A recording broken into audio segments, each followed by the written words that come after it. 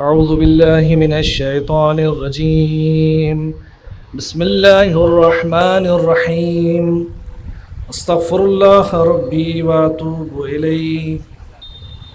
استغفر الله ربي وأتوب إليه. استغفر الله ربي وأتوب إليه. الحمد لله الذي لا يبلغ مدحته القائلون ولا يحصي نعماءه العادون ولا يؤدي حقه المجتهدون، الذي لا يدركه بعد الهمم ولا يناله غوص الفتن، الذي ليس لصفته حد محدود ولا نعت موجود ولا أجل ممدود، فطر الخلائق بقدرتي ونشر الرياح برحمتي ووتد بالصخور ميدان أرضي، ثم صلاة على النبي الكريم مولانا أبي القاسم محمد. اللهم صل على ثم صلاة على أهل بيت الأطهار الأجمعين. اللهم لعن ولا ظالم ظلم حق محمد وآل محمد وآخر تابع له على ذلك. اللهم لعن الإصابة التي جاهدت الحسين وشايعت وبايعت وتابعت على قتلي. اللهم لعنهم جميعا كما قال عز شأنه في كتابه الكريم. بسم الله الرحمن الرحيم. والفجر وليال عشر والشفع والوتر. صلوات پڑھ دیں محمد وآل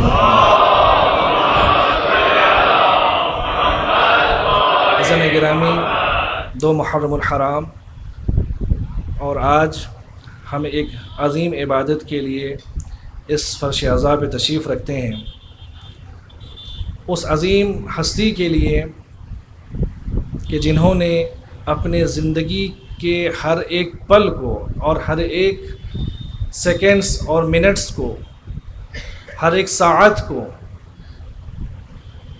انسانیت کے لیے اور ارتقاء انسانیت کے لیے، اسلام کے لیے اور لوگوں کے درمیان اصلاح کے خاطر اس شخصیت نے زندگی گزاری. اور جیسا کہ یہ سعادت، یہ عبادت، یہ خدا کے قرب کا ذریعہ ہے، خدا سے نزدیک جانے کا ذریعہ ہے، اور ہم امام حسین علیہ الصلاۃ والسلام کے ذریعے خدا سے قرب حاصل کرتے ہیں. جس طریقے سے عبادت کا مفہوم یہ ہے کہ اس میں آپ عبادت قربتاً الی اللہ کریں، لہذا یہ عزاداری اس لیے ہمیں محبوب ہے کہ چونکہ خدا اسے پسند کرتا ہے.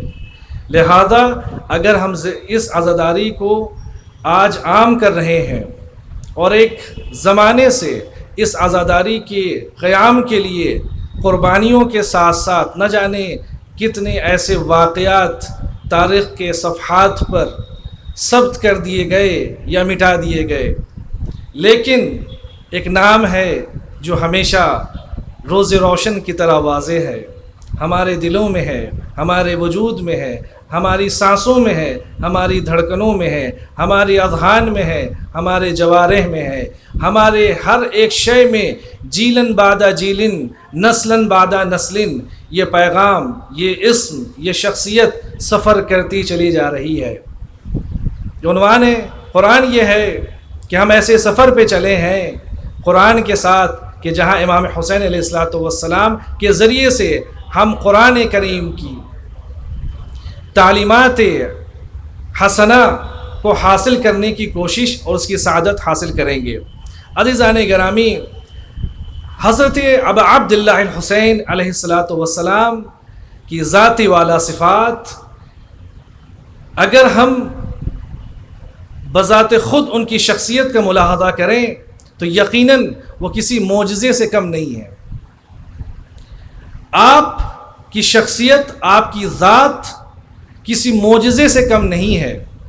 معجزے کی جو ڈیفینیشن علماء نے جو بیان فرمائی ہے اس میں یہ فرماتے ہیں کہ خروج عن قانون المعلوف، خروج عن قانون المعلوف کس چیز سے؟ ایجاداً و اعداماً، عادتاً جو چیزیں رونما ہوتی ہیں اس سے ما ورائے طبیعت، وہ چیز کا کسی انسان کے ذریعے سے صادر ہونا کہ جو عام طور پہ لوگوں کے لیے کرنا یا سوچنا محال ہے، ناممکنات میں سے ہے، جو نہ انسان سوچ سکتا ہے نہ وہ انسان اس فعل کو انجام دے سکتا ہے، ایسی چیز کا انجام دینا جو طبیعت کے ماوراء ہے، جو سسٹم، جو نیچر ہے، اس کو فرض کر لیجئے کہ سورج ابھی اس کا ایک سسٹم ہے، ایک سولر سسٹم ہے، وہ پلٹ آئے تو ایک معجزہ ہے۔ تو جو ماورائے طبیعت ہے، جو خروج عن المالوف، جو عادتاً جو چیزیں ہمارے افعال سے چیزیں صادر ہوتی ہیں وجود کے اعتبار سے، چاہے وہ ظاہر ہو جائے یا نہ ہو، دونوں کنڈیشن میں اس شے کو معجزہ کہا جاتا ہے۔ اب معجزوں کی تعریف میں کچھ ایسی چیزیں بیان کی جاتی ہیں اور اس کے مصادق بہت سارے ہیں، اور یہ جو معجزہ ہے یہ ذہنی نہیں ہے کہ جس کو آپ صرف سوچ سکتے ہیں، اس کو امپلیمنٹ نہیں کیا جا سکتا ہے، نہیں، اس معجزے کی تعریف امام حسین بذات خود ابا عبداللہ علیہ السلام معجزہ ہے بنفس نفیس۔ کس معنی میں معجزہ ہے؟ اس معنی میں کہ وہ ذہنی نہیں ہے، صرف عالم تصور میں نہیں ہے بلکہ عالم وجود میں ہے۔ عالم وجود میں کس طریقے سے ہے؟ عالم خارجی میں کس طریقے سے ہے؟ بالفعل، بالذات، بالوجود۔ حضرت ابی عبداللہ علیہ السلام معجزہ ہے بنفس نفیس۔ کس عنوان سے؟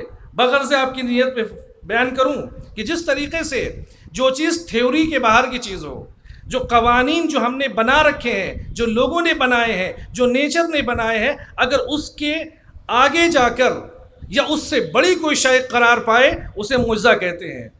جو انسان نے، مثال کے طور پہ آپ کے لیے بیان کیا جائے کہ جیسے جناب موسیٰ علیہ السلام کے عصا کا اژدہا بن جانا، انسان نے ان چیزوں کا بھی تصور نہیں کیا تھا، تو وہ چیز کی جو تصور سے بالا تر ہو، وہ شے کہ جو انسان نے کبھی تجربے میں یا اس کے لیے کوئی فارمولہ یا اس کی تھیوری سے وہ چیز گزری نہ ہو، اگر وہ چیز ہو جا رہی ہے۔ جناب عیسیٰ علیہ السلام فرض کر لیجئے کہ انہوں نے ایک نابینے کو بینائی عطا کر دی، اور وہ وہاں بھی معجزہ کہلایا، چونکہ اس زمانے کے میڈیکل سسٹم اس حیثیت کا نہیں تھا کہ وہ اس کا جواب لا سکیں، لہذا یہ ہو گیا معجزہ۔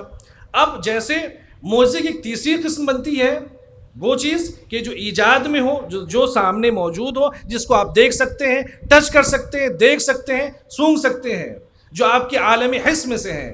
وہ جیسے سورج کا پلٹنا سبھی نے دیکھا، چاند کے 2 شق ہوئے، اسے ہندوستان سے اس زمانے کے بڑے بڑے جو دھرم گرو تھے یا اس زمانے کے جو نجومی تھے، انہوں نے ان تاریخوں میں پڑھا تھا کہ ایسے وقت میں ایک نبی آئے گا جو ایسا کام انجام دے گا، لہٰذا انہوں نے کہا کہ یہ وہ وقت ہے کہ جو شق القمر کا وقت ہے، کہ جہاں کے اوپر چاند کے 2 حصے ہوں گے۔ تو یہاں سے انہوں نے مطالعہ کیا کہ یہ عام انسانوں کی بس کی چیز نہیں ہے، جو نیچر کے، ہم اس کو اگینسٹ نہیں کہہ رہے ہیں نیچر، بلکہ نیچر کے الگ ایک دنیا ہے کہ جس کی بنیاد پر اب معجزے میں ایک تیسری قسم آتی ہے، غیب کی خبر دینا۔ میں ایک منزل تک لانا چاہ رہا ہوں کہ حضرت ابی عبداللہ علیہ السلام کس معنی میں معجزہ ہے، کیا اس زمانے میں یا اپنے زمانے میں، یا جس وقت ولادت ہوئی اس وقت، یا جس وقت شہادت ہوئی اس وقت، یا جس وقت ذکر کر رہے ہیں اس وقت، تو ہمارے لیے وہ معجزہ کس معنی میں؟ قرآن بھی معجزہ ہے، جناب عیسیٰ کا معجزہ ہے، تمام انبیاء کا معجزہ ہمارے سامنے ہے، تو حضرت ابی عبداللہ علیہ السلام اس زمانے میں ہمارے لیے کس عنوان میں معجزہ کے حامل ہیں؟ عزیزان گرامی، آپ غور فرمائیے، جیسے وہ چیزیں کہ جو فارمولے میں نہیں آ سکتی، تجربات میں نہیں آ سکتی، غیب کی خبر دینا، غیب کی خبر کا وہ مسئلہ نہیں ہے جو ہمارے میڈیکل سائنس میں بتایا جاتا ہے کہ اگر ہم نے کسی کا ڈائگنوز کر لیا تو ہم نے پتہ چل گیا کہ اس کو 10 دن کے بعد یا 20 دن کے بعد یا فلاں ٹائم کے فلاں اس کے موقع کے اوپر اس کی ڈیتھ ہو سکتی ہے، یا ان کے ساتھ کچھ ہو سکتا ہے، یا ان کو یہ سمٹمز ہیں فار ایگزامپل، یہ نہیں ہے۔ یا جیسے آج کل ماشاءاللہ سے ہمارے یہاں کا موسم تھوڑا سا بدلا سا ہے، جو ویدر بتا دیتے ہیں، یہاں کے لوگ بتاتے ہیں کہ بھائی اس وقت یہ ہوگا، 4 دن کے بعد یہ ہوگا، ہیومیڈیٹی اتنی زیادہ ہوگی، کلائمیٹ کا مسئلہ یہ ہوگا. تو یہ جو فیوچر کی باتیں بتائی جا رہی ہیں 2 4 10 دن، یہ ایسے نہیں بتائی جا رہی ہیں. ان کے لیے پہلے سے کچھ چیزیں ہیں موجود، چاہے وہ تمام کی تمام چیزیں موجود ہوں، چاہے وہ 1 2 3 4 ABCDEF، اس میں کچھ نہ کچھ ایسے ریزنز ہوں گے جس بنیاد پر وہ آگے کی خبر بتائی جا رہی ہے. ایسا نہیں ہو سکتا ہے کہ یہ ویدر کی خبر بتائیں یا ڈائگنوز کر لیں ان کے پاس بنا کسی رپورٹ کے، بنا کسی لیب ٹیسٹ کے. ایسا نہیں ہو سکتا. ان کے پاس وہ مشنری چاہیے، ان کے پاس وہ فارمولا چاہیے، ان کے پاس وہ ساری چیزیں چاہیے، تب جا کر کے وہ ایک ڈیسائیڈ کر پائیں گے. وہ بھی ظنیات میں سے ہے. چانسز ہیں کہ 99% یا 98% ایسا ہو سکتا ہے. تو اب اس کو عام زبان میں کہا جائے کہ اسباب ظاہری کے ذریعے سے فیوچر کے بارے میں کسی چیز کے بتانے کا نام معجزہ نہیں ہے. ورنہ ہر ڈاکٹر جو کہہ دیتا ہے کہ ہم نے معجزہ کیا ہے، ایسا مسئلہ نہیں ہے. تو اب یہاں پہ معجزہ اگر غیب کی خبر بتائی جا رہی ہے مگر کوئی اسباب ظاہری نہیں ہے، بالکل معدوم ہے. جیسے جناب نبی اللہ جناب یوسف علیہ السلام نے خواب کی تعویل اور تشریح فرمائی اس بادشاہ کے لیے جو نہ کوئی سبب تھا، نہ کوئی اسباب تھے، نہ کوئی ریزن تھا، نہ وہ کہیں پہ ایسی چیزیں تھیں جس بنیاد پہ یہ کہا جا سکتا ہے کہ جناب یوسف علیہ السلام نے جو خواب کی تعبیر بتائی ہے وہ 100% صحیح ہے، چونکہ انہوں نے اسباب کا سہارا لیا. تو معصوم علیہ السلام جب کسی کو غیب کی خبر بتا رہے ہیں تو اس کے لیے لازم نہیں ہے کہ وہ اسباب کا سہارا لیں. ہم انسان ہیں جو اسباب کے ذریعے سے ہم کلائمیٹ کو بتاتے ہیں، ہم اسباب کے ذریعے سے ڈائگنوس رپورٹ کو ہم کلیئر کر لیتے ہیں. اب عزیزان گرامی، اب یہ 3 چیزیں ہو گئیں کہ خروج عن المعلوف ایجاداً و معدوماً، وہ چیز کہ جو عادت کے مطابق نہ ہو، جو عام طور پہ ہو رہی ہے اس کو معجزہ کہتے ہیں. جو عادت کے خلاف ہو، اس سے ماورائے طبیعت ہو یا غیب کی باتوں کا بتانا، اسے معجزہ کہتے ہیں. اب عزیزان گرامی آپ غور فرمائیے، یہ تینوں چیزیں جو معجزوں کی عام تعریف کی گئی ہے، جو علماء کلام نے تعریف کی ہے، یا کسی نبی کی نبوت کی صداقت کے لیے معجزہ پیش کیا جاتا ہے تاکہ دشمن سمجھ لے اور مومنین اس پر ایمان لے آئیں. اسے کہتے ہیں معجزہ. کہ جب کوئی نبی یہ کہے، یہ نبی یہ دعویٰ کرے کہ میں نبی ہوں، تو اپنی نبوت کے خاطر اس کے اس بات کے لیے وہ کیا کرتا ہے؟ معجزہ دکھاتے ہیں تاکہ لوگ ان کے وعدوں کی تکذیب نہ کریں، تصدیق کریں. یہ معجزے کا ہے. اب ابی عبداللہ علیہ السلام 1400 برس سے عزیزان گرامی آپ غور فرمائیے، اب قرآن ایک معجزہ ہے. اب معجزے کی ایک اور قسم بنتی ہے. میں نے کتنی قسم بیان کی اب تک؟ 4 قسمیں ہو گئی ہیں، یہ 5ویں قسم ہو رہی ہے معجزے کی. اس قسم کا مطلب یہ ہے کہ ان چیزوں کو یوز کرنا کہ جو عام انسان استعمال کرتے ہیں اپنے روزمرہ کی زندگی میں، مگر اس فن اور اس آرٹ سے بہتر کام کوئی کر جائے جس کا جواب عقل انسانی نہ لا سکے، اسے معجزہ کہتے ہیں. مثال کے طور پہ قرآن کریم عربی زبان میں، عربی لینگویج میں ہے، اور نبی کے لیے جو معجزہ قرار دیا گیا اس قرآن کو دیا گیا ہے. اور جو اس میں الفابیٹس استعمال کیے گئے ہیں، جو الفاظ استعمال کیے گئے ہیں، جو اس میں شبد استعمال کیے گئے ہیں، جو حروف استعمال کیے گئے ہیں، یہ تو عام بول چال میں تمام عرب استعمال کرتے ہیں. بلکہ بعض تاریخوں میں یہ ملتا ہے کہ اس زمانے جاہلیت میں عرب بہترین شعر ایسے شعر کہا کرتے تھے کہ آج کے زمانے میں لوگ ان اشعار اور ان ادب کی مثال ڈھونڈنے سے نہیں ملتی ہے. اتنے اعلیٰ ترین شعر کہا کرتے تھے عربی زبان میں. اس لیے 7 معلقات کہا جاتا ہے، خانہ کعبہ کے اوپر اس کو لگا دیا جاتا تھا. تو مطلب یہ معلوم یہ ہوا کہ ان کے پاس فصاحت بھی ہے، ان کے پاس بلاغت بھی ہے، ان کی زبان ہے. وہ تمام الفابیٹس کے جو آج روزمرہ میں پورے گلف میں استعمال کیا جاتا ہے، اللہ نے اس الفاظ کو جمع کیا اور قرآن بنا دیا. لیکن اس کا آرٹ اور اس کا فن یہ تھا کہ ساری دنیا اس زمانے سے لے کر کے، بلکہ یہ کہا جائے کہ قرآن چونکہ معجزہ اور حاکم ہے تمام آسمانی صحیفوں پر، تو یہ کہا جا سکتا ہے کہ آدم سے لے کر خاتم تک، قیامت تک، کوئی بھی عرب ہو، چاہے عربی داں ہو، چاہے جتنا زیادہ اس نے لٹریچر پڑھ رکھی ہو، گرامر پڑھ رکھا ہو، اس قرآن کا جواب نہیں لا سکتا. جبکہ وہ الفاظ جو وہ ہر روز استعمال کرتے ہیں یہ کمال ہے یا نہیں؟ اسی کو جو انسان استعمال کرے اور عقل انسانی جس سے حیرت میں پڑ جائے اسے معجزہ کہا جاتا ہے۔ اب غور فرمائیے عزیزان گرامی، قرآن نے پیغمبر کے لیے فرمایا کہ میں تم جیسا ایک نبی ہوں، بالکل فرما دیا انا بشر مثلکم، میں تم جیسا ایک انسان ہوں، بشر ہوں، لیکن فرق واضح کیا معصوم کے معجزے میں، اور وہ بھی کھاتے تھے وہ بھی چلتے تھے، بعض لوگوں نے اپنی اپنی اعتبار سے شبیہیں پیش کی، مگر وہ ہم انسانوں کی شکل میں ہوتے ہوئے بھی اہل بیت جناب فاطمہ الزہرا سلام اللہ علیہا وہ اس منزل پہ فائز تھی کہ حوراء الانسیہ قرار پائیں۔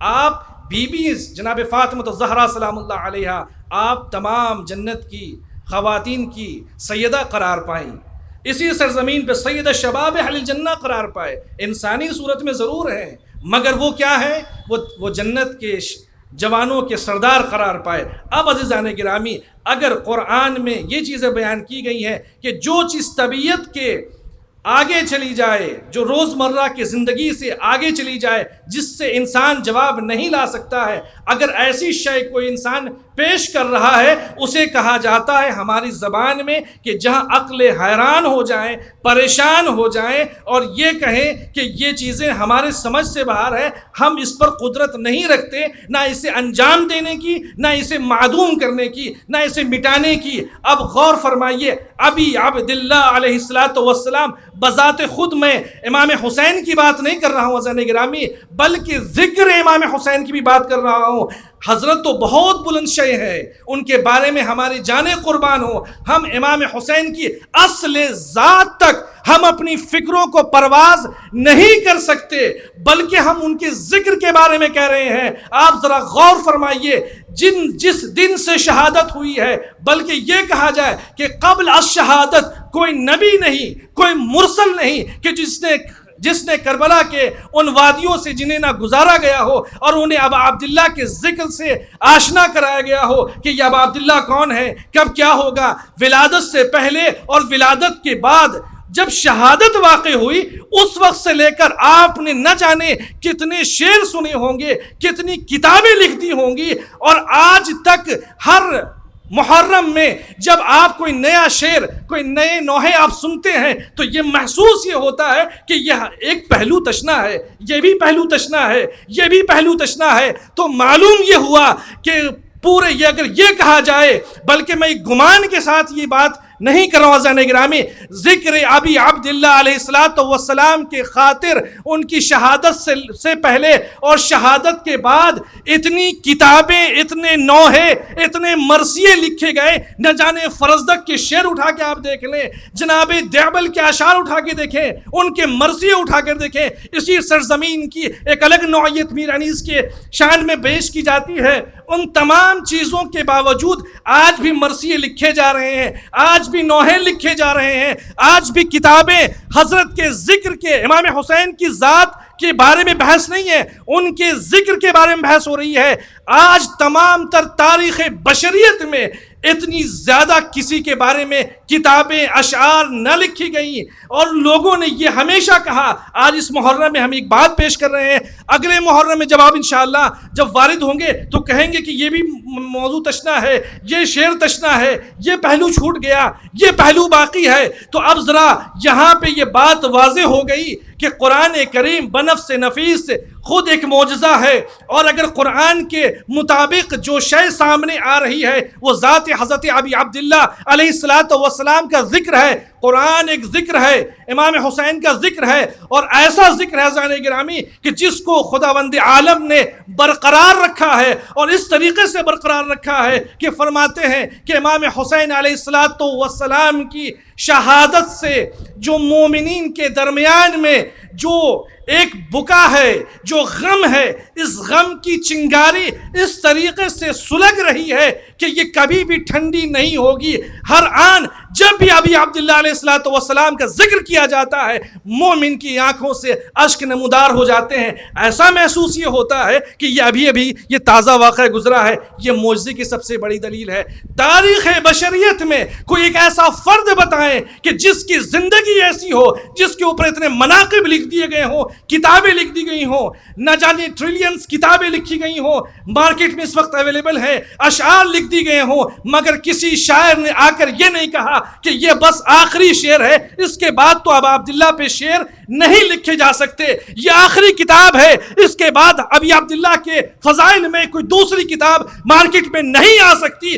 آج تک کسی بھی مؤرخ نے، کسی بھی مؤلف نے، کسی بھی مصنف نے، کسی بھی رائٹر نے یہ آج تک دعویٰ نہیں کیا کہ میں نے اپنے ذکر کو ابا عبداللہ کی بارگاہ میں کما حقہ ادا کر دیا۔ اب قرآن کی باری آتی ہے، قرآن کے ذکر کیا ہے، نہ جانے جب سے قرآن نازل ہوا تب سے لے کر اب تک نہ جانے کتنی تفسیریں آئیں، کتنے محققین آئے، سب نے تفسیریں لکھی، مگر کوئی ایک مفسر یہ نہیں کہہ سکتا کہ جو میں نے تفسیر یہ بیان کی ہے یہ آخری ہے اور یہ قیامت تک باقی رہے گی، بلکہ ہر مفسر نے جب قرآن کی تفسیر کی ہے تو انہوں نے یہ کہا ہے کہ یہ تفسیر کہیں نہ کہیں تشنا ہے، ابھی کما حقہ نہیں پہنچ سکے۔ تو معلوم یہ ہوا کہ قرآن کے تمام تر علوم و اسرار اور معارف کو بیان کرنے سے عقل انسانی عاجز ہے، ویسے ہی ابی عبداللہ علیہ السلام کے ذکر سے عقل انسانی قیامت تک عاجز رہے گی۔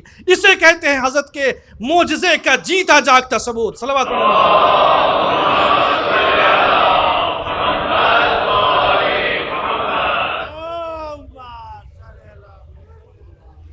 عزیزان گرامی، میں آپ کی خدمت میں عرض کرنا چاہتا ہوں کہ یہ آج جو ہم عزاداری کر رہے ہیں اس کی ایک شان ہے، اس کی ایک عظمت ہے، اور ہم جس طریقے سے ان عزاداری کو منانے کی کوشش کر رہے ہیں یہ ایک عبادت ہے، اور علیہ الصلاۃ والسلام نے ہماری جانیں قربان ہوں جنہوں نے ہماری تربیت کی، یا ایسے ماحول میں کہ جہاں ہم عزاداری کر رہے ہیں اور ذکر امام حسین کو انجام دے رہے ہیں۔ عزیزان گرامی، یہاں روایتیں آپ غور فرمائیے۔ عزیزان گرامی، میں کیا عرض کروں کہ حسین کیا ہے علیہ الصلاۃ والسلام۔ آپ نے کسی کو دیکھا ہے کہ دشمن بھی اس کو چاہتا ہو، اسے محبت کرتا ہو؟ روایتیں بیان یہ کرتی ہیں، جو ہماری روایتیں ہیں، کہ امام حسین علیہ الصلاۃ والسلام کی محبت ایسی ہے کہ جو دوست بھی ہے، دشمن بھی ہے، کوئی ایک ایسا فرد دنیا میں لے کر آئیں جو یہ کہا جائے کہ امام حسین سے محبت، وہ جھوٹا دم بھرے، وہ جس عنوان سے دم بھرے، لیکن وہ، اور اس کی سب سے تازہ مثال اگر آپ دیکھنی ہے تو مقاتل میں آپ دیکھ لیں۔ امام نے فرمایا، خطبہ دیا ہے حضرت ابی عبداللہ الحسین علیہ الصلوۃ والسلام نے، کیا یہ بتاؤ کہ میں تمہارا اچھا امام نہیں تھا؟ سب نے گواہی دی، دشمن تھے، کہ مولا بہت اچھے تھے، پھر کیوں قتل کرنے پہ آمادہ ہو؟ کہا کہ مولا آپ سے مسئلہ نہیں ہے، بغضاً لابیک، آپ کے بابا حیدر کرار سے مسئلہ ہے۔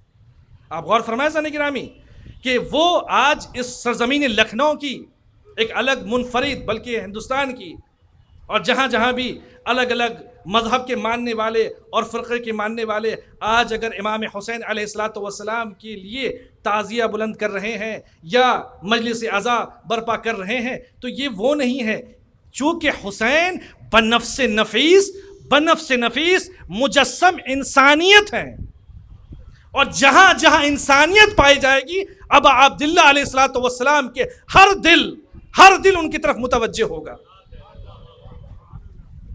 عزیزان گرامی، میں روایتوں کو آپ کی آج سامنے عرض کرنا چاہوں گا، چونکہ ہمارے سامنے اشارہ ہوتا رہتا ہے جلدی جلدی ختم کریں، تو ایک صلوات پڑھ دیں محمد والے محمد۔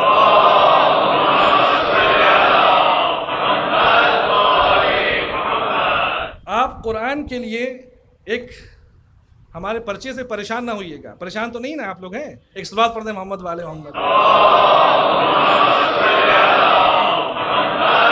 یہ بیان کرنے کا مقصد یہ ہے کہ دیکھیے ایسا ہے کہ ہم نے کل آپ لوگوں سے کہا تھا کہ جب آپ فرش اعضاء پہ تشریف لائیں تو کچھ نوٹ بک لے لیں، اور ضروری نہیں کہ آپ یہاں آ رہے ہیں تو لے لیں، جہاں جہاں مجلسیں کر رہے ہیں 2 4 3 جتنی آپ کی استطاعت ہے مجلسیں کر رہے ہیں، نوٹ بک لے کر کے جائیں، کچھ قلم لے لیں اپنے ساتھ، چونکہ ہم شیعتون اولو الالباب، ہر فرد اپنے گھر سے چلے ایک قلم لے لے، ہو سکتا ہے کچھ باتیں اس کو مل جائیں وہ لکھ لیں، اور اگر کوئی ایسی بات ہو رہی ہے کہ جو ان کو سمجھ میں نہیں آ رہی وہ بعد مجلس ان سے پوچھ لیں، دریافت کر لیں، چونکہ یہ جو آپ کا 40 منٹ 1 گھنٹہ آپ تو بیٹھے ہی ہیں، تو یہ وقت جو آپ کا ہے یہ اس کو کسی اچھے کام میں استعمال کریں، چونکہ میں نے کہا کہ جو کنسنٹریشن ہے وہ 11 منٹ 12 منٹ 14 منٹ کے بعد ہم کہیں اور ہو جاتے ہیں. چونکہ ہم اتنے بڑے خطیب تو نہیں ہیں، ایک جاہل سے انسان ہے. کچھ باتیں امام حسین علیہ الصلوۃ والسلام کی جو پڑھی ہے وہ آپ کے سامنے میں دہرا رہا ہوں. تو انشاءاللہ میں آپ سے گزارش ہے کہ کوشش کریں کہ اس لیے کہ امام علی علیہ الصلوۃ والسلام کی حدیث ہے ما کتب قرّا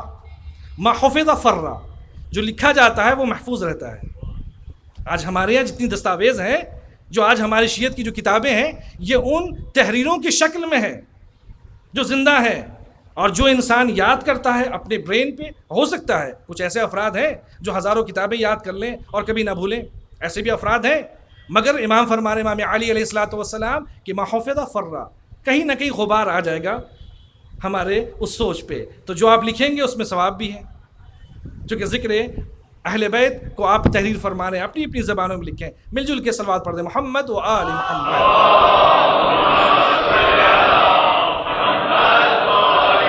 عزیزان گرامی، اب آئیے، جو عنوان یہ ہے کہ ہم ایک سفر پہ چل رہے ہیں امام حسین کے سائے میں تاکہ قرآن کو سمجھیں. قرآنی سفر امام حسین علیہ الصلوۃ والسلام کے ساتھ ہیں. ہم رکاب اس مجلس پہ جب ہیں تو گویا کہ ہم امام حسین علیہ الصلوۃ والسلام سے متمسک ہیں، اور ان سے متمسک کے ساتھ ساتھ اس طریقے سے ہیں کہ ان کے کشتی نجات پہ سوار ہیں. یہ کشتی نجات ہے زانے گرامی. اگر ہم ان سے سچے دل سے اگر پیروکار، اس کے لیے دلیل ابھی آپ کے سامنے پیش کرتا ہوں. آئیے سورہ بنی اسرائیل کی آیت نمبر 82، بسم اللہ الرحمن الرحیم، غور فرمائیے گا. وَنُنَزِّلُ مِنَ الْقُرْآنِ مَا هُوَ شِفَاءٌ وَرَحْمَةٌ لِلْمُؤْمِنِينَ وَلَا يَزِيدُ الظَّالِمِينَ إِلَّا خَسَارًا. بے شک ہم نے قرآن کو نازل کیا ہے. کس چیز کے لیے نازل کیا ہے؟ شفا اور رحمت کے لیے. ٹھیک ہے، شفا اور رحمت کے لیے نازل کیا ہے. اس کے بعد فرماتے ہیں اور کس کے لیے ہے؟ یہ مومنین کے لیے ہے. لیکن جو ظالمین ہیں، جو ظلم کرتے ہیں، جو گناہوں میں آلودہ ہیں، ان کے لیے سوائے خسارہ کی یہ قرآن کچھ نہیں ہے. شے ایک ہے مگر تاثیر دو الگ الگ ہے. مومن ہے تو اس کے لیے شفا ہے، رحمت ہے، اور اگر وہ ظالم ہے اس کے لیے خسارہ ہے. اس کی مثال تھوڑی سی وضاحت کے ساتھ میں ایک منزل تک لے جانا چاہتا ہوں. زانے گرامی، میں نے جس آیت کی تلاوت فرمائی سورہ بنی اسرائیل آیت نمبر 82، وَنُنَزِّلُ مِنَ الْقُرْآنِ. اب یہاں پہ غور فرمائیے، اہل ایمان اگرچہ کچھ مومن ہیں، الحمدللہ ہم سب دعویٰ کرتے ہیں. اب جو کہ امام نے جو شیعوں کی تعریف بیان کی ہے وہ کافی سخت ہے، جو درجات بیان کیے، جو متقیوں کے جو درجات ہیں، ہم امام قبول فرما لیں کہ ان کے چاہنے والے، یہ بڑی سعادت ہے. تو ہو سکتا ہے کہ انسان مومن ہے مگر گناہوں سے آلودہ ہے. تو قرآن کی تلاوت کے ذریعے جو مسائل ہیں، جو تلخی پیدا ہو گئی ہے قرآن کی تلاوت سے اور اس کے ادلے سے اور اس کے براہین سے، اور جو اس میں دلیلیں بیان کی گئی ہیں اس کی شیرینی سے، اس تلخی کو کہ جو گناہوں کے ذریعے سے، جو گمراہیوں کے ذریعے سے، جو ہمارے دلوں میں اور ہمارے نفوس میں، ہماری روح میں موجود ہے، اس کو قرآن کی تلاوت سے ہم تلخی کو شیرینی میں تبدیل کر سکتے ہیں. یہ قرآن کیا کہہ رہا ہے؟ قرآن شفا ہے اور کیا ہے؟ رحمت ہے. عزیزان گرامی، اب آگے چلتے ہیں. اس کے بعد یہ فرمایا کہ علم اخلاق میں اسے کہا جاتا ہے تخلیہ کہا جاتا ہے، یعنی بالکل صاف ستھرا کر دیا جاتا ہے. قرآن آپ کو بالکل صاف ستھرا کر دیتا ہے. ابھی ہر ایک لفظ کی تشریح باقی ہے عزیزان گرامی، میں نے تشریح نہیں کی ہے، بس جلدی جلدی اپنے منزل تک آنا چاہ رہا ہوں. ایک صلوات پڑھ دیں محمد و آل محمد. اب عزیزان گرامی، قرآن شفا ہے، قرآن رحمت ہے. اگر مومن ہے تو اس کے لیے شفا ہے اور رحمت بھی ہے، اگر ظالم ہے تو اس کے لیے خسارہ ہے، اس کے سوا کچھ نہیں ہے. اب یہ فرض کہ جو قرآن پہ عمل کر رہا ہے، جو چیزوں کو سمجھ رہا ہے، جو براہین کو سمجھ رہا ہے اور ان دلیلوں کو سمجھ رہا ہے، روشن دلیلوں کے ساتھ ساتھ چل رہا ہے، تو یقیناً یہ اس کے لیے بہترین ذریعہ ہے اور بہترین عمل ہے. اب عزیزان گرامی غور فرمائیے کہ قرآن کس طریقے سے شفا ہے اور رحمت ہے ایک شے، مگر ایک ظالم کے لیے بہتر نہیں ہے. کیسے ممکن ہے؟ ہاں، بہت سادی سی مثال ہے. آپ مارکیٹ جاتے ہیں سبزی خریدنے کے لیے، یا پھل خریدنے کے لیے کبھی کبھی ایسا محسوس ہوتا ہے پھل دیکھنے میں ایک جیسے ہیں، ایک ٹھیلے سے ہم لے رہے ہیں مگر ایک بڑا میٹھا ہوتا ہے اور ایک میں تھوڑا سا مسئلہ کچھ اور ہو جاتا ہے، ایک ہی میڈیسن ہے مگر ایک انسان کے اوپر ٹھیک ٹھاک کام کر رہی ہے مگر اسی میڈیسنس کو کسی دوسرے نے استعمال کیا تو اس کے لیے ریئیکشن کا سبب ہوا، اس کی امیونٹی کچھ اور کہتی ہے، ان کی امیونٹی کچھ اور ہے، ان کا ریئیکشن کچھ اور ہوتا ہے، ان کا ریئیکشن کچھ اور ہوتا ہے، دوا ایک ہے، پرسکرپشن ایک ہے، ساری چیزیں ایک ہے، ڈاکٹر صاحب بھی ایک ہیں، سارا مسئلہ ایک ہے، لیکن چیزیں فرق کر رہی ہیں، قرآن ایک ہے، نسخہ ایک، چیزیں الگ کیوں نہیں ہوں گی؟ اس لیے کہ اگر مومن ہے ایمان ولایت سے، اگر علی کی ولایت سے اگر اس کا دل سرشار ہے تو یہ قرآن اس کے لیے شفا ہے، رحمت ہے، اور اگر علی کے لیے اس کے دل میں ذرہ برابر بھی اگر بغض و حسد ہے تو یہی قرآن اس کے لیے خسارہ ہے۔ اب عزیزان گرامی کیوں آتے ہیں امیر المومنین علیہ الصلوۃ والسلام کی طرف؟ قرآن کی تفسیر امام علیہ الصلوۃ والسلام فرماتے ہیں وَشِفَاءٌ لَا تُخْشَى اسقام نہج البلاغہ، خطبہ نمبر 196، خطبہ نمبر 196 نہج البلاغہ، وَشِفَاءٌ لَا تُخْشَى اسقامہ، اور بے شک قرآن سراسر شفا ہے جس کے ہوتے ہوئے انسان کے درمیان میں بیماریاں گزر ہی نہیں سکتی ہیں۔ اب یہ میرا قول نہیں ہے عزیزان گرامی، یہ وہ بیان کر رہے ہیں جو حلال مشکلات ہے، جو مولا الکون ہے، امیر المومنین علی بن ابی طالب فرما رہے ہیں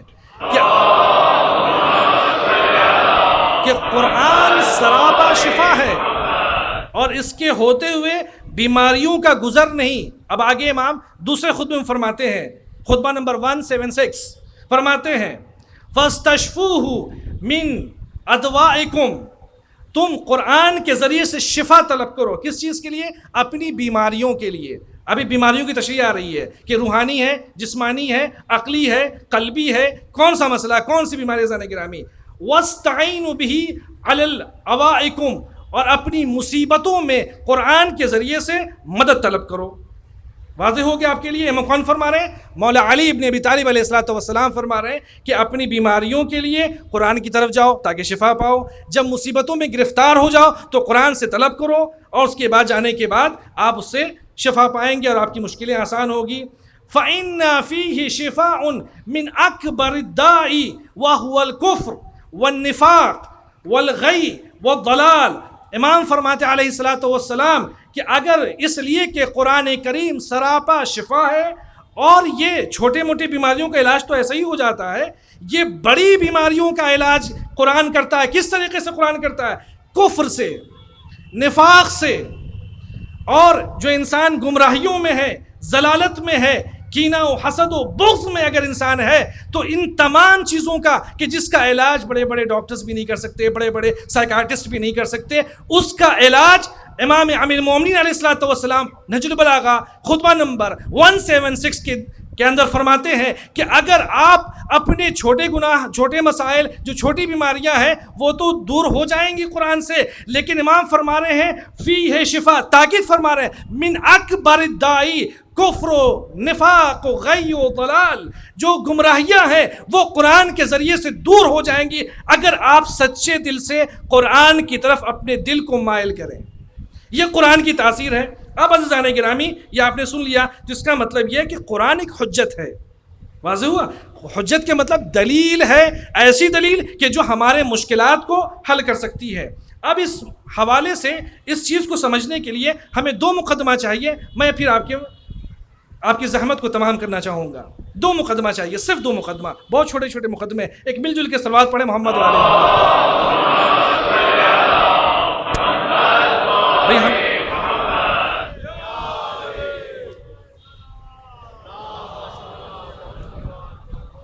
ہم روٹین چیک اپ کے لیے جاتے ہیں نا انشاءاللہ، کبھی کچھ نہیں بھی ہوتا ہے تب بھی چلے جاتے ہیں کہ ٹھیک ٹھاک ہے یا نہیں دیکھ لیں، اور کبھی کبھی مسئلہ ہوتا ہے تب ڈائگنوز کراتے ہیں۔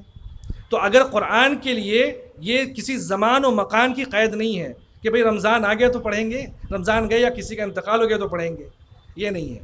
نوک سنا پہ کس نے قرآن کی تلاوت کی تھی؟ توجہ ذرا گرامی، ہم اس حسین کے ماننے والے ہیں کہ جن کا وجود، ہم اس علی کے ماننے والے ہیں کہ جو خانہ کعبہ سے بھی تشریف لائے ہیں، ابھی ماہد میں ہیں اور قرآن کی تلاوت کر رہے ہیں۔ ہمیں قرآن کی تلاوت اور یہ زن گرامی دو چیزیں ہیں ہمارے فقہ کے باب میں، دو باتیں بیان کی جاتی ہیں، ایک قاصر ایک مقصر۔ قاصر کا مطلب یہ ہوتا ہے کہ وہ انسان، اس تک وہ آپشنس نہیں ہے کہ وہ قرآن حاصل کر سکتا ہے یا پڑھ سکتا ہے یا سمجھ سکتا ہے، اس کے پاس آپشنس نہیں ہیں، تو وہ خدا کے نزدیک معذور ہے، اسے معاف کیا جا سکتا ہے، اس کے لیے مرسی ہے خدا کے نزدیک۔ مگر وہ شخص کہ جو مقصر ہے، یعنی آپشنس تھے اپنے بڑوں سے، بزرگوں سے، یا کسی اور سے، عالم دین سے، کسی کے ذریعے سے، اپنی والدہ کے ذریعے، کسی کے ذریعے سے وہ قرآن پڑھ سکتا تھا، دعائیں پڑھ، لیکن اس نے پڑھا نہیں، تو یہ مقصر ہے، اس کی مرسی نہیں ہے۔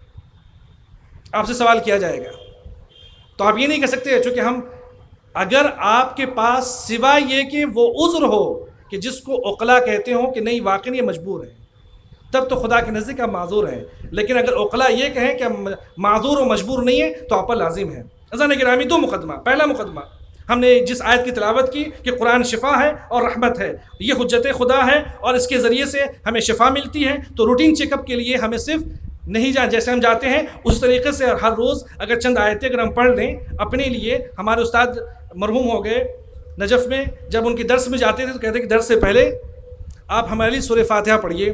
ایک استاد ہندوستان میں تھے، وہ بھی کہا کرتے تھے، اور ایک نجف میں تھے، ان کا بھی انتقال ہو گیا، وہ بھی کہتے کہ سورہ فاتحہ پڑھیے۔ تو گویا کہ قرآن مردوں کے لیے نہیں ہے، زندگی کے لیے ہے، حیات کے لیے ہے۔ اب یہاں پہ زان گرامی، قرآن کیا ہے؟ یہ آیت سب نے سنی ہوگی، بسم اللہ الرحمن الرحیم، ھدی للمتقین۔ قرآن کیا ہے؟ متقیوں کے لیے ہدایت ہے۔ اب عرش بری پہ، اس بلندی پہ جہاں آج تک ہم بلیک ہول کے بعد آگے جا ہی نہیں سکتے، سوچ بھی نہیں سکتے، وہ ہے کیا وہ بھی نہیں پتا، ابھی آسمان اول کیا وہ بھی نہیں معلوم ہے۔ عرش کے اوپر، جو ساتوں آسمان کے اوپر ہے، کرسی کے اوپر ایک عبارت تحریر ہے، اور اس عاشور خانے میں، اس مقبرے میں ایک حدیث لکھی ہوئی ہے، ان الحسین مصباح الہدی وسفینۃ النجاۃ۔ واضح ہے نا گرامی، یہاں جو ہے تو امام قرآن ھدی للمتقین ہے، قرآن متقیوں کی ہدایت کرتا ہے، اور امام حسین علیہ الصلوۃ والسلام کون ہے؟ مصباح الہدی، یہ چراغ ہے، روشنی ہے، نور ہے، کس کے لیے؟ ہدایت کے لیے۔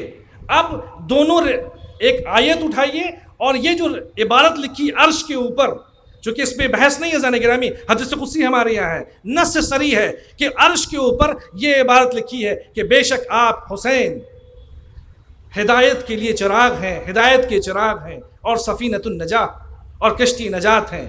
اب زان گرامی دونوں عبارتوں کو ملائیے، ہدن قرآن ہدن للمتقین، امام حسین مصباح الہدی، جس کا مطلب یہ ہوا کہ قرآن کیا ہے، امام حسین کیا ہے، حسین، ان الحسین، حسین کیا ہے، مصباح القرآن۔ ان دونوں چیزوں کو اگر ہم جمع کرتے ہیں تو ایک مطلب سمجھ میں آتا ہے کہ ہدی للمتقین، یہ قرآن کہہ رہا ہے متقیوں کی ہدایت ہے، اور امام حسین کیا ہے، روشنی ہے، چراغ ہے، کس کے لیے؟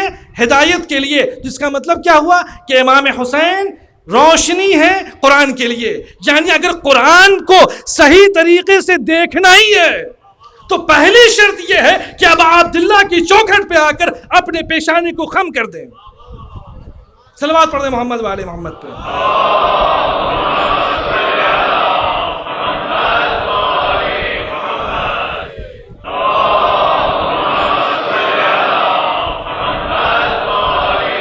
صرف آپ مصباح القرآن نہیں ہے، حسین صرف قرآن کے لیے روشنی یا نور صرف نہیں ہے، بلکہ آگے حدیث کا جملہ ہے وَسَفِینَةُ النَّجَاۃ، یعنی آپ صرف روشنی نہیں ہے کہ آپ کو طریق دکھا دی گئی، راستہ دکھا دیا کہ ہاں اس راستے سے چلے جائیں، نہیں، امام فرما رہے ہیں، یہاں روایت یہ ہے کہ امام حسین راستہ تو دکھا ہی رہے ہیں اور کامیابی کی ضمانت بھی لے رہے ہیں کہ جو بھی کشتی امام حسین میں سوار ہو گیا، صدق دل سے اپنے اعمال حسنہ کے ذریعے سے امام حسین علیہ الصلوۃ والسلام اس کی کامیابی کی ضمانت لے رہے ہیں۔ وَسَفِینَةُ النَّجَاۃ، کامیاب ہے یہ کشتی نجات ہے جو آپ کو نجات تک لے جائے گا۔ اب یہ ایک مقدمہ زان گرامی۔ اب آئیے میں چند باتیں عرض کرنا چاہتا ہوں اس آیت کے متعلق، چونکہ وقت ہمارا بہت تیزی سے گزر رہا ہے۔ ایک صلوات پڑھ دیں محمد وآل محمد پہ۔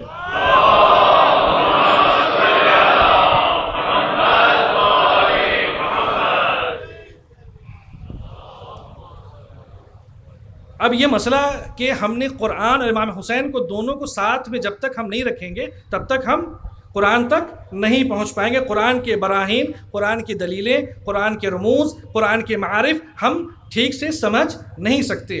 یہ تو میں نے کہا ہے، حدیثوں میں ہے۔ اب آئیے سردار مولا کائنات سید الاوصیاء ام المومنین علی ابن ابی طالب فرماتے ہیں، جس وقت انہوں نے عبداللہ ابن عباس کو خوارج کی طرف بھیجا، امام نے وصیت کی، جناب کس سے؟ عبداللہ ابن عباس سے وصیت فرمائی۔ حضرت فرماتے ہیں لا تخاصمہم بالقرآن، جب ان سے گفتگو کرنا تو قرآن کے ذریعے سے باتیں مت کرنا۔ کیوں؟ فَإِنَّ الْقُرْآنَ حَمَّالٌ ذُو وُجُوحٍ تقول وَيَقُولُونَ، اس لیے کہ قرآن کے مختلف حمل ہیں، مختلف معانی ہیں، مختلف اسرار ہیں۔ تم کچھ کہو گے وہ کچھ کہیں گے، تم کچھ سمجھاؤ گے وہ کچھ سمجھیں گے کہ ہم نے تو یہ سمجھا ہے، تو پھر کہیں کہ حسبنا کتاب اللہ، ہمارے لیے کتاب ہی کافی ہے۔ واضح ہوا سن گرامی؟ تو اب اس کو آگے جا کر میں بیان کروں، الفاظ مطالب تک پہنچانے کے لیے ایک بریج ہے۔ الفاظ، کوئی ورڈ، کوئی شبد، کوئی لفظ، یہ آپ کو ایک منزل تک پہنچانے کے لیے ایک تصور ہے، مگر اس ذات کی حقیقت نہیں ہے۔ آپ کو ہوا کے بارے میں بتایا جا سکتا ہے کہ ہوا میں کن کن اجزاء کا استعمال کیا ہے، مگر حقیقت ہوا کیا ہے یہ تصور سے بالاتر ہے۔ آپ نماز کو بتا سکتے ہیں کہ نماز اس حرکات و سکنات کا ہے، مگر حقیقت صلاۃ کیا ہے، حقیقت نماز کیا ہے، یہ وہی بتائے گا کہ جس نے اس عالم میں بھی سجدہ شکر بجا لایا کہ جب آخری مرحلہ تھا۔ عزیزان گرامی، تو امام نے کیا فرمایا؟ قرآن سے باتیں صرف نہیں کرنا، بلکہ ان سے کیسے کہنا؟ وَلَكِنَّا حَاجَجْهُمْ بِالسُّنَّةِ فَإِنَّهُمْ لَن يَجِدُوا مَحِيصًا، اور جب تم ان سے کلام کرنا تو سنت نبوی کے ذریعے سے، ہماری احادیث کے ذریعے سے، سنت کے ذریعے سے ان سے گفتگو کرنا، اس لیے پھر ان کے پاس کوئی چارہ نہیں ہوگا۔ تو اس کا مطلب امام علیہ السلام نے فرمایا کہ صرف اور صرف تنہا قرآن کافی نہیں ہے ہدایت کے حصول کے لیے، اس لیے کہ قرآن ذو معانی ہے، ذو وجوہ ہے، بہت سارے محامل ہیں۔ آپ کہیں گے کچھ، وہ سمجھیں گے کچھ، بتائیں گے کچھ، اور فرقوں میں تقسیم ہو جائیں گے۔ لہٰذا اس در پہ آنے کی ضرورت ہے جس کے لیے احمد مرسفل سید محمد مصطفیٰ صلی اللہ علیہ وآلہ وسلم نے فرمایا لن یفترق ابدا، جب تم ان دونوں کو ساتھ میں ملا کر عمل کرو گے تو تم کبھی گمراہ ہو ہی نہیں سکتے۔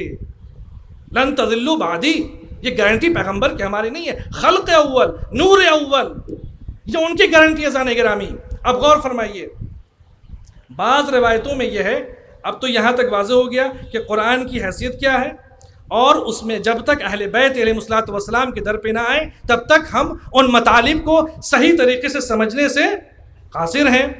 اس لیے ہمارے حدیثوں میں ہے کہ جو اپنی رائے سے تفسیریں بیان کر دیتا ہے کسی چیز کو بغیر ہماری طرف رجوع کیے ہوئے، فَلْيَتَبَوَّأْ مَقْعَدَهُ مِنَ النَّارِ، اور یہ حدیث وہ جو طرفین کے یہاں ہے، ہمارے یہاں بھی ہے، اور تمام علماء نے اس کو لکھے ہیں، اس کا ٹھکانہ جہنم ہے۔ اب فرماتے ہیں بعض روایتوں میں امام حسین کے لیے فرمایا گیا ہے، بعض زیارتوں میں امام حسین کی ایک صفت ہے، انہ شریک القرآن، بے شک آپ ابا عبداللہ قرآن کے شریک ہیں۔ جو خصوصیت قرآن میں ہے بعینہ ہی وہ خصوصیت آپ کی ذات میں ہے۔ زیارت کا جملہ ہے، یہاں تک زیارت ہوتی تو بات تمام ہو جاتی۔ امام آگے فرماتے ہیں وَأَنَّهُ خَازِنُ الْكِتَابِ الْمَسْطُورِ، اور بے شک ابا عبداللہ آپ کتاب مستور، وہ کتابیں جو لکھی گئی ہیں، لکھی جا چکی ہیں، اس کے لیے آپ خازن ہیں، محافظ ہیں۔ جب شریک ہے تو خازن کا اور محافظ کا مطلب کیا ہے؟ لکھی ہوئی کتاب جو آپ جس کی حفاظت کر رہے ہیں۔ اگر ایسا ہی ہے تو ہر گھر میں ماشاءاللہ سے ہم اگر تھوڑی بہت کوتاہی کر لیں، قرآن نہ پڑھیں، صرف اردوؤں کے لیے رکھیں، رمضان کے لیے رکھیں، اور کچھ جگہوں کے لیے خاص نظر و نیاز کے لیے قرآن رکھیں، باقاعدہ ہم بڑے اچھے شیلف بناتے ہیں، اچھے غلاف سلتے ہیں، اور قرآن کو بڑے اچھے سجا کر کے ہر گھر میں قرآن کی حفاظت کرتے ہیں۔ اگر حفاظت سے مراد یہ ہے تو پھر تو عام مومنین بھی کر رہے ہیں، مومنات بھی کر رہی ہیں۔ تو ایسی صورت میں ہم میں اور امام حسین علیہ الصلوۃ والسلام کے حفاظت میں فرق کیا ہوا؟ تو مطلب یہ ہوا کہ یہ جو حفاظت کی جو بات ہو رہی ہے وہ یہاں کی بات نہیں ہو رہی ہے، وہ کسی اور دنیا کی بات ہو رہی ہے کہ قرآن کے اس سے مراد یہاں پہ بیان یہ کیا، روایتوں میں ہمارے بیان یہ کیا گیا کہ امام حسین علیہ السلام قرآن کے محافظ ہیں۔ صرف یہ تختی، یہ دو دفتین میں جو تحریر ہے، اس کو گھر میں کسی جگہ کے اوپر محفوظ جگہ پہ طاق پہ رکھنے کا نام حفاظت نہیں ہے، بلکہ اسرار و علوم قرآن کے معارف کو اگر سمجھنا ہے تو در ابی عبداللہ پہ آپ کو آنا ہوگا۔ گویا کہ آپ باب اللہ المتین ہیں، آپ وہ ہیں کہ جس کے ذریعے سے خدا کی توحید سمجھی جاتی ہے، جس کے ذریعے سے عدل و انصاف سمجھا جاتا ہے، جس حسین کے ذریعے سے آپ قرآن کے رموز اور اس کے تمام تر حقائق سے واقف ہوتے ہیں۔ اس لیے کہ ہم الفاظ سے کسی شے کے بارے میں پہنچنے کی کوشش کرتے ہیں، حقیقت تک نہیں پہنچ سکتے۔ اس لیے روایتوں میں ہے کہ اگر جس نے اہل بیت کی اتباع کی، گویا اس نے اللہ کی اتباع کی، اللہ کی اطاعت کی۔ اب آگے ذرا گرامی غور فرمائیے، دوسری روایتوں میں ہمارے یہ بیان کیا گیا کہ جب یہ شریک قرآن ہے تو خازن اور کتاب کا مسئلہ یہاں پہ واضح ہو گیا کہ حضرت ابی عبداللہ علیہ السلام یہ عام شخصیتوں میں سے نہیں ہیں۔ وہ کتاب جو لکھی ہوئی ہے قیامت تک یہ محفوظ رہے گی، اور پردے میں جو ہیں وہ بھی اس کی حفاظت فرما رہے ہیں۔ سورہ رحمان کی تلاوت کرتا ہوں، بسم اللہ الرحمن الرحیم، الرحمن علم القرآن خلق الانسان۔ پہلے کیا ہے؟ رحمان ہے، اس کی ذات ہے۔ اس کے بعد کیا؟ رحمان علم القرآن، پھر قرآن کی تعلیم ہے، اور کس کے لیے ہے؟ پھر کیا کیا اللہ نے؟ خلق الانسان، انسان کو پیدا کیا۔ تو یہ انسان ہم آپ ہیں؟ نہیں عزیزان گرامی، وہ لوح اخضر میں، وہ نور کی وادی میں جو افراد مقدسات تھے، یہ ان کی بات ہو رہی ہے کہ یہ وہ افراد تھے کہ جن کو اللہ یہ کہہ رہا ہے کہ پہلے اللہ نے اپنے ذکر کے ساتھ ساتھ ان ہستیوں کو خلق کیا۔ تو امام حسین ابی عبداللہ علیہ السلام کے بارے میں یہ روایتیں بیان کی جاتی ہیں کہ آپ تنہا قرآن کے لیے محافظ مستور کتاب جو ہے یہ نہیں ہے، بلکہ لوح محفوظ پہ جو کتاب تھی، جو خدا کے مشیت میں تھی، آپ اس کے محافظ ہیں۔ اب عزیزان گرامی، لوح محفوظ کے لیے ہمارے یہاں سورہ طور کی ایک روایت بیان کی جاتی ہے، فی کتاب المستور۔ اس میں بیان یہ کیا جاتا ہے کہ جس میں مقالات الہیہ، مقدسات الہیہ اور وہ الہامات کہ جو انبیاء تک دیے گئے، اوصیاء تک پہنچائے گئے۔ اب عزیزان گرامی غور فرمائیے کہ جو الہامات انبیاء کو دیے گئے، اوصیاء کو دیے گئے، ابی عبداللہ علیہ السلام ان تمام الہام اور وحی اور تمام تر خطبات اور تمام تر خطابات کے حامل ہیں، محافظ ہیں۔ یعنی کہ اگر خداوند عالم نے انبیاء کے لیے، جناب آدم کے لیے کوئی میسج دیا ہے تو اس وقت ابی عبداللہ علیہ السلام اس ذکر کے لیے، اس میسج کے لیے، اس کتاب کے لیے کیا ہے؟ محافظ ہیں۔ اور یہ بات کون کہہ رہے ہیں؟ اس لیے کہ امام علیہ السلام، ہم وجود امام ہمارے وجود سے اور تمام تر وجودات سے ما سبق ہے۔ اب یہاں پہ عزیزان گرامی چند جملے آپ کی خدمت میں عرض کرنا چاہتا ہوں امام حسین علیہ السلام سے تمسک کے بارے میں، اور یہ بات ایک مختصر سا میسج ہے حقیر کی جانب سے، من نسب نفسا للناس اماما فلیبدا بتعلیم نفسه۔ جو لوگوں کی اصلاح کی بات کرے اسے خود سے پہلے شروع کرنا چاہیے۔ سرکار حضرت امیر المومنین علی ابن ابی طالب نے فرمایا تھا، اگر قرآن شفا ہے، امام حسین بھی شفا ہے، قرآن رحمت ہے تو امام حسین بھی رحمت ہے۔ اس لیے کہ مصباح قرآن کی روشنی ابی عبداللہ علیہ السلام ہے، فکر قرآن ابی عبداللہ ہے، علوم قرآن ابی عبداللہ حسین علیہ السلام ہے۔ تو جب یہ چیز ثابت ہو گئی عزیزان گرامی، تو اب غور فرمائیے کہ قرآن میں ہر چیز کا تصور ہے یا نہیں؟ لا رطب ولا یابس، آیتیں سنتے آپ چلے آ رہے ہیں، ہر چیز کا اس میں جواب ہے، مگر یہ وہ گوہر نایاب اس میں غوطہ زن ہو کر کے ان موتیوں کو کون چنے گا؟ یہ ہمارے اور آپ کی بس کی بات نہیں ہے، یہ ان کی ہستیوں کی بات ہے۔ تو اگر امام حسین شفا ہے، رحمت ہے، یعنی قرآن جس طریقے سے رذائل کو، برائیوں کو، گناہوں کو، ہر قسم کی کینہ و حسد و ہر وہ شے کہ جو انسانی عقل جسے غلط سمجھتی ہے، جسے اچھا نہیں سمجھتی ہے، قرآن اس کے لیے رحمت ہے، قرآن اس کے لیے شفا ہے۔ تو اسی طریقے سے امام حسین علیہ السلام بھی رحمت ہے، شفا ہے ہر زمانے میں۔ اب خاک شفا کے بارے میں اگر یہ بات امام معصوم فرمائیں کہ ابی عبداللہ علیہ السلام کے خاک شفا میں اللہ نے شفا بھی رکھی ہے اور رحمت بھی رکھی ہے، تو اس میں کوئی تعجب کی بات نہیں ہوگی ہم اپنے بچوں کو امام حسین علیہ الصلوۃ والسلام سے اور قرآن سے قریب کریں، تاکہ ہماری نسلیں جو آ رہی ہیں، جو ان تمام تر مسائل سے گزر رہی ہیں. آپ کی خدمت میں ہر روز آپ میڈیا میں خبریں پڑھ رہے ہوں گے کہ صرف 8 سال کے بچے نے ان کو موبائل نہیں دیا گیا کھیلنے کے لیے، وہ گیم کھیلنا چاہتا تھا، کیا مسئلہ تھا، ان کی بہن نے منع کیا تو اس بچے نے خود کو ہلاک کر دیا. 8 سال کی عمر کیا ہوتی ہے؟ کچھ نہیں.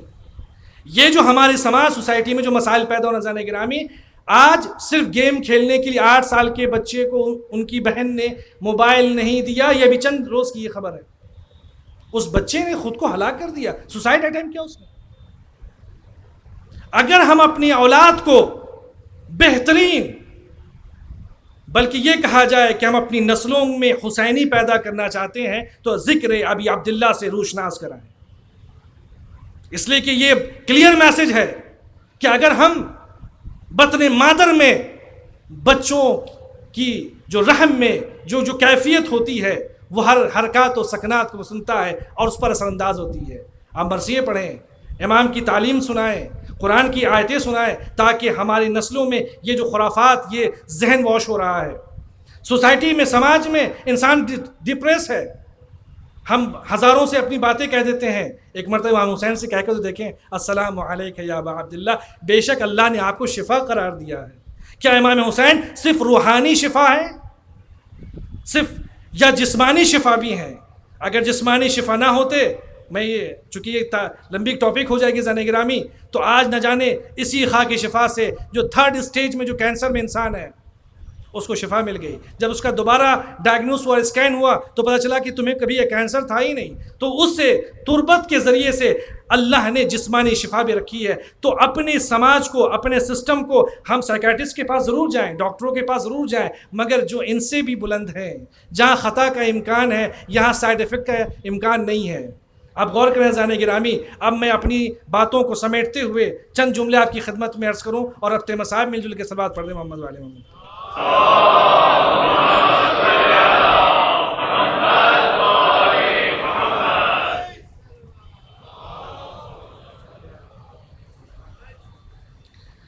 قرآن ایک عظیم نعمت ہے، اور جس آیت کی میں نے شروع میں تلاوت کی اس کی چند باتوں کی طرف آپ کو متوجہ کرنا چاہتا ہوں. پہلی گفتگو یہ زان گرامی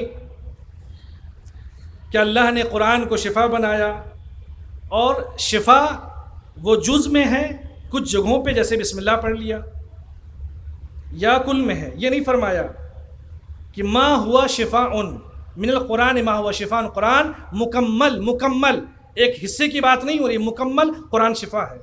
یہ نہیں کہا ما ہوا فیہ، یہ نہیں کہا قرآن میں.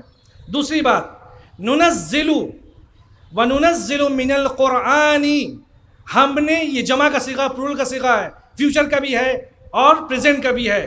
یہ باتیں کب کی ہیں؟ قرآن نازل کب ہوا؟ ظاہری طور پہ 1400 برس پہلے. اللہ یہ کہہ رہا ہے کہ ہم نے نازل کیا ہے، اور اس کی کیفیت یہ ہے کہ یہ شفا ہے اور رہے گی، یہ رحمت ہے اور رحمت اس کی برقرار رہے گی. اب ان آیتوں کی رحمت برقرار رہیں گی، ان کی شفا ہمیشہ برقرار رہیں گی، ہیں اور رہیں گی. تو عزیزان گرامی، اس کا مطلب یہ ہوا کہ قرآن کسی خاص زمانے سے مخصوص نہیں ہے. وَإِلَّا اس صیغے کا، اس عربی جو گرامر جانتے ہیں ان کو بالکل قاعدے سے معلوم ہے. ننزل کا مطلب سمجھ میں نہیں آتا عزیزان گرامی. قرآن شفا ہے، تو اگر قرآن آج بھی شفا ہے، کل بھی شفا ہے، قیامت تک شفا ہے، تو حسین ابن علی ابن ابی طالب علیہ الصلوۃ والسلام آج بھی شفا ہے، قیامت تک شفا ہے. اگر قرآن آج بھی رحمت ہے تو وہ قیامت تک رہے گا. ویسے ابی عبداللہ علیہ الصلوۃ والسلام، اس میں ایک لفظ استعمال ہوا ہے، ایک حرف ہے مین.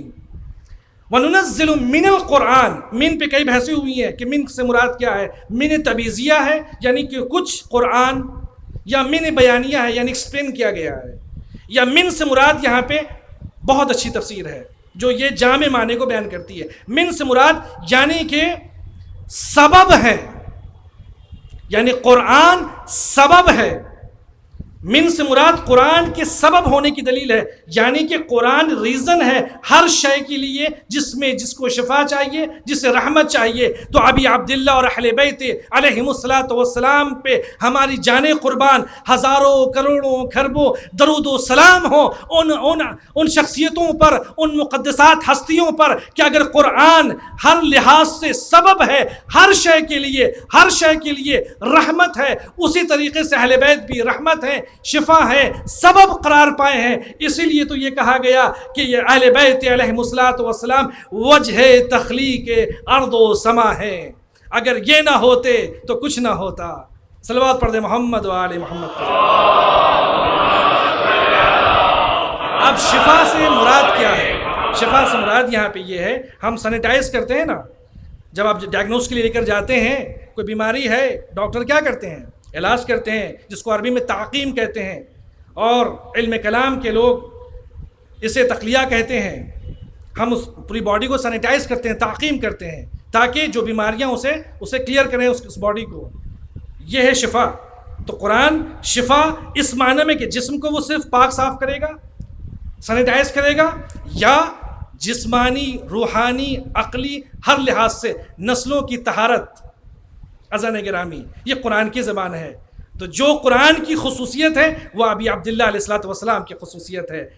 دوسری بات، اس میں رحمت ہے۔ رحمت سے مراد اس کو کہتے ہیں وقایا، عربی زبان وقایا کہتے ہیں۔ وقایا سے مراد یعنی کہ اس میں امیون سسٹم ہے، اور ہمارے جو امیون سسٹم تھوڑا الگ ہوتا ہے کہ اسی وائرس میں ملا کر کے ہم ایک ویکسین بنا دیتے ہیں، تاکہ اس کو، جس کو کہتے ہیں کہ برین کو گگلی دینا ہوتا ہے، ویسے ہی اس وائرس کو بیوقوف بنانا ہوتا ہے کہ بھائی تم ہمارے پاس ہی ہو، کیوں آ کے ڈسٹرب کر رہے ہو، ہمارا سیلز بالکل ٹھیک ٹھاک ہے۔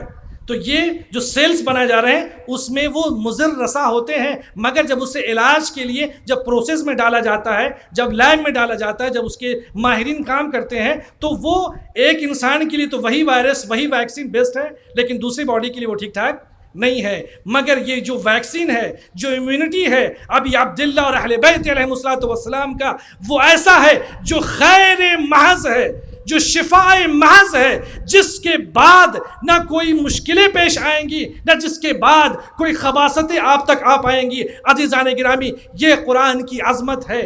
آج عزیزان گرامی، میں آپ کی خدمت میں بس میں نے اپنی گفتگو تمام کی۔ آج 2 محرم الحرام ہے، آج 2 محرم الحرام سن 61 ہجری۔ ابھی آپ تقریباً فرانس کے الیکشن سے واقف ہوں گے، یو کے کا الیکشن ہو چکا ہے، امیگرینٹس کے بڑے مسائل وہاں چل رہے ہیں، جو الگ الگ کنٹری سے، الگ الگ جگہوں سے وہاں آ کر بس گئے ہیں اور وہاں کے ریسورسز کو استعمال کر رہے ہیں۔ تو باقاعدہ وہاں پہ سلوگن دیا گیا کہ ان کو ہٹایا جائے۔ کچھ لوگوں کہنا کاش کہ میرا وطن اس قابل ہوتا کہ میں اپنے وطن کو چھوڑ کے نہیں جاتا۔ آج بھی عراق کی سرزمین پہ، شام کی سرزمین پہ ایسے بہت سارے افراد ہیں جہاں پہ مشکلات ہیں، پریشانیاں ہیں، ان سے پوچھا جاتا ہے کہ آپ اپنے علاقے کیوں نہیں چھوڑ کے جا رہے ہیں؟ کہا کہ کیسے چھوڑ کے جائیں، یہاں میرے باپ نے، میرے دادا نے، ہماری والدہ نے، ہم نے اپنا بچپنا گزارا ہے، اس سے ایک یاد پوشیدہ ہے، ایک یاد منسلک ہے، اسے چھوڑا کیسے جا سکتا ہے۔ عزیزان گرامی، سن 61 ہجری میں ابی عبداللہ علیہ الصلوۃ والسلام ایک جملہ فرما رہے ہیں۔ امام فرماتے ہیں اپنے اصحاب کو جمع کیا، اولاد کو جمع کیا، خواتین کو جمع کیا، بیٹیوں کو جمع کیا، بہنوں کو جمع کیا۔ ایک تڑپ ہے جو حضرت بیان فرما رہے ہیں عزیزان گرامی۔ امام فرماتے اللہم ان عطرۃ نبیک محمد صلی اللہ علیہ وآلہ وسلم، اے پروردگار ہم تیرے نبی محمد مصطفیٰ صلی اللہ علیہ وآلہ وسلم کے خاندان، ان کی عطرت ہے۔ وقد اخرجنا وطردنا، وقد اخرجنا وطردنا، بار الہ ہم سب کو، ہمارے بچوں کو، ہماری بیویوں کو، ہمارے بھائیوں کو، ہمارے بیٹوں کو، ہماری اولاد کو ہمارے وطن سے دور کر دیا گیا، وہاں سے نکال دیا گیا، ہمیں دور کر دیا گیا۔ عزیزان گرامی فرماتے ہیں وَازْعِجْنَا عَنْ حَرَمِ جَدِّنَا، اور ہمیں ہمارے جد کی قبر سے دور کر دیا گیا ہمیشہ ہمیشہ کے لیے۔ عزیزان عزیزان گرامی وہ فرماتے ہیں وَتَعَدَّتْ بَنُو اُمَيَّ عَلَيْنَا، ابھی عبداللہ فرماتے ہیں بارہا بنی امیہ نے مجھ پہ بہت زیادہ مصیبتیں اور مصیبتوں کے پہاڑ توڑ ڈالے ہیں، اب برداشت نہیں ہوتا۔ فرماتے ہیں اللہم فخذ لنا بحقنا وانصرنا عن القوم الظالمین، اے پروردگار میں تیری بارگاہ میں تیرا عبد یہ دعا کرتا ہوں کہ جس نے مجھے میرے نانا کے قبر سے، میری ماں کی قبر سے مجھے جہاں سے نکالا گیا، مجھے میرے وطن سے نکالا گیا، مجھے ہٹایا گیا، میں تیری بارگاہ میں التجا کرتا ہوں پروردگار ان ظالمین سے تو انتقام لینا۔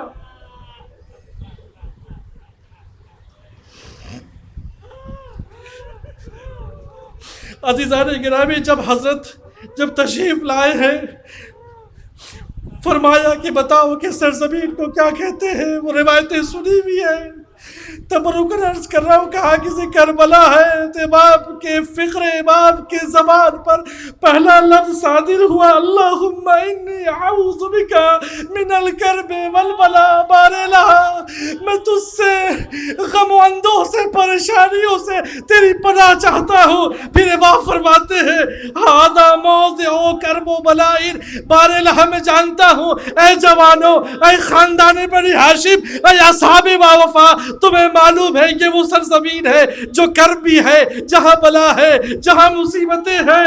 انزلوہا ہونا محط و رحالنا، اپنے تمام تر اسباب کو ناقے سے اتارو، اس لیے کہ وانفصف کو دمائنا، یہ وہ مقام ہے، یہ وہ منزل ہے جہاں تمہارا خون بہایا جائے گا، جہاں مجھے ذبح کیا جائے گا۔ پھر فرماتے ہیں ہاں وہاں ہونا محلو قبورنا، اور یہ وہ جگہ ہے جہاں ہماری قبریں تعمیر کی جائیں گی۔ اب یہ عبداللہ فرماتے ہیں کیوں؟ اس لیے کہ بہذا حدثنی جدی رسول اللہ صلی اللہ علیہ وآلہ وسلم، اس لیے کہ میں نے اپنے نانا سے یہ سنا ہے، جب یہ کہہ کر امام اپنے گھوڑے سے زمین کربلا پہ قدم کو رکھا تھا، ایک زمین کربلا زرد پڑ گئی، ایک غبار اٹھا جو گیسوئے مبارک پہ جا پڑا۔ اب روایتیں سنیں گے، جناب ام کلثوم دوڑی بھی تشریف لائی، اے بھیا جب سے سرزمین پہ ہم وارد ہوئے ہیں میرا دل بیٹھا جاتا ہے، مجھے سمجھ میں نہیں آ رہا، مجھے رونا۔ حضرت جناب ام کلثوم کی طرف دیکھا، اشک نمودار ہوا، کہا بہن جب جنگ صفین سے ہم اس سرزمین سے بھیا حسن کے ساتھ اپنے بابا علی مرتضیٰ کے ساتھ اس سرزمین سے گزر رہے تھے، بابا گھوڑے سے اترے، اپنے سر کو میں بھیا حسن کی گود میں رکھ کر کے بابا سو گئے۔ اچانک بابا علی مرتضیٰ نے خواب سے اپنی آنکھ کو بیدار کیا، زاروں قطار رونے لگے۔ میں نے پوچھا، میں سرہانے بیٹھا تھا، اے بابا آپ رونے کی وجہ کیا؟ کہا بیٹا اے ابا عبداللہ میں نے خواب میں دیکھا یہ سرزمین خون کا سمندر ہے، خون کا سمندر ہے، اس بیچ سمندر میں میرے لخت جگر، میرے نور نظر تم مجھے امداد کے لیے پکار رہے ہو، مگر تیرا بابا تیری فریاد کو نہ۔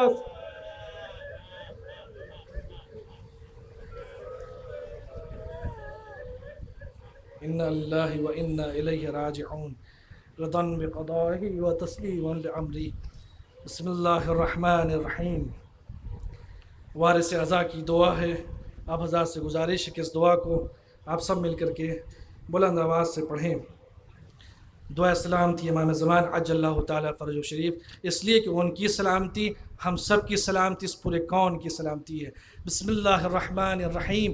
اللہم کل ولیک الحجت ابن الحسن صلواتک علیہ وعلی آبائہ فی هذه الساعة وفي كل ساعة وليا وحافظا وقائدا وناصرا ودليلا وعينا حتى تسكنه أرضك طوعا وتمتعه فيها طويلا برحمتك يا أرحم الراحمين۔